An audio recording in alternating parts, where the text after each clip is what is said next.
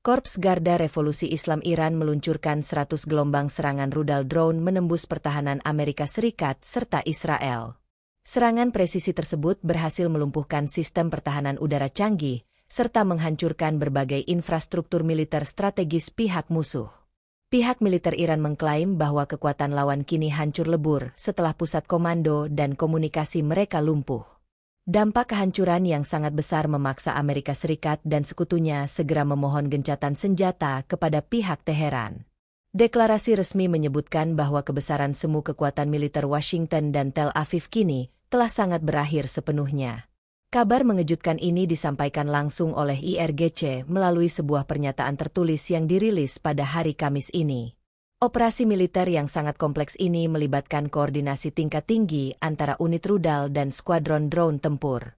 Sistem teknologi pertahanan yang selama ini dianggap paling mutakhir ternyata tidak mampu membendung arus serangan udara Iran. Kekacauan internal dilaporkan terjadi di dalam barisan pasukan musuh, akibat terputusnya jalur logistik dan pusat kendali utama. Media internasional menyoroti bagaimana dominasi militer asing di wilayah Asia Barat mulai menunjukkan tanda keruntuhan yang nyata. Pemerintah Iran menegaskan mereka tidak akan lagi membiarkan adanya keunggulan militer sepihak dari negara luar kawasan tersebut. Laporan dari Al-Mayadeen menyebutkan bahwa aset strategis Amerika di Timur Tengah mengalami kerusakan yang sangat signifikan. Keberhasilan operasi ini dianggap sebagai bukti nyata bahwa kemajuan teknologi militer Iran sudah setara dengan standar global. Banyak analis militer mulai mempertanyakan efektivitas sistem pertahanan rudal yang sebelumnya diklaim tidak akan pernah bisa ditembus. Gelombang demi gelombang proyektil terus berdatangan tanpa henti hingga membuat radar pertahanan lawan menjadi kewalahan sangat hebat. Ketegangan yang memuncak ini membawa kekhawatiran baru bagi stabilitas keamanan di seluruh penjuru wilayah benua Asia tersebut. Pihak Iran berjanji akan terus mempertahankan kedaulatan mereka dari setiap bentuk agresi asing yang mencoba mengganggu stabilitas. Respon dunia terhadap serangan ini bervariasi mulai dari kecaman keras hingga kekaguman atas keberanian militer pihak Teheran. Permohonan gencatan senjata dari pihak musuh dipandang sebagai pengakuan tidak langsung atas kekalahan mereka di medan perang. Sistem komunikasi militer yang sebelumnya begitu tangguh kini berubah menjadi buta dan tuli akibat serangan siber pendukung. Warga sipil di beberapa wilayah terdampak melaporkan suara ledakan hebat yang terus terdengar sepanjang malam yang sangat mencekam. IRGC menegaskan bahwa mereka memiliki hak penuh untuk melakukan pembelaan diri sesuai dengan hukum internasional yang berlaku. Situasi di lapangan masih sangat dinamis dan dapat berubah seketika tergantung pada respon balasan dari pihak Amerika. Kekuatan militer Israel yang selama ini sangat disegani kini harus menghadapi kenyataan pahit atas rapuhnya sistem pertahanan.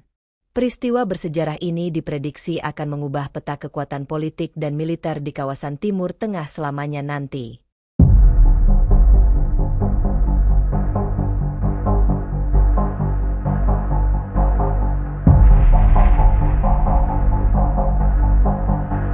Angkatan Laut Korps Garda Revolusi Islam Iran (IRGC) mengumumkan telah mencegat dan memindahkan 3 kapal ke perairan teritorial Iran karena melakukan pelanggaran di Selat Hormuz. Dalam pernyataan yang dirilis pada Rabu, 22 April 2026, IRGC mengidentifikasi 2 kapal tersebut, yakni MSC Francesca, yang menurut mereka milik rezim Israel. 1 kapal lainnya adalah Epaminondes. Nur News, sebuah website yang berafiliasi dengan Dewan Keamanan Nasional tertinggi Iran, mengatakan bahwa IRGC melepaskan tembakan ke kapal Epaminondes setelah kapal tersebut mengabaikan peringatan dari Angkatan Bersenjata Iran.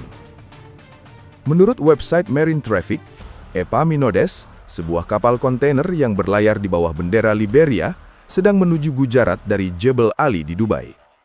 Kapal ketiga bernama Euphoria kemudian dihentikan setelah ditembak. Kapal berbendera Panama ini adalah milik sebuah perusahaan yang berbasis di Uni Emirat Arab, yang dilaporkan diserang sekitar 8 mil laut di sebelah barat Iran. Kantor berita Fars News Agency yang berafiliasi dengan IRGC mengatakan bahwa Garda Revolusi berada di balik serangan tersebut.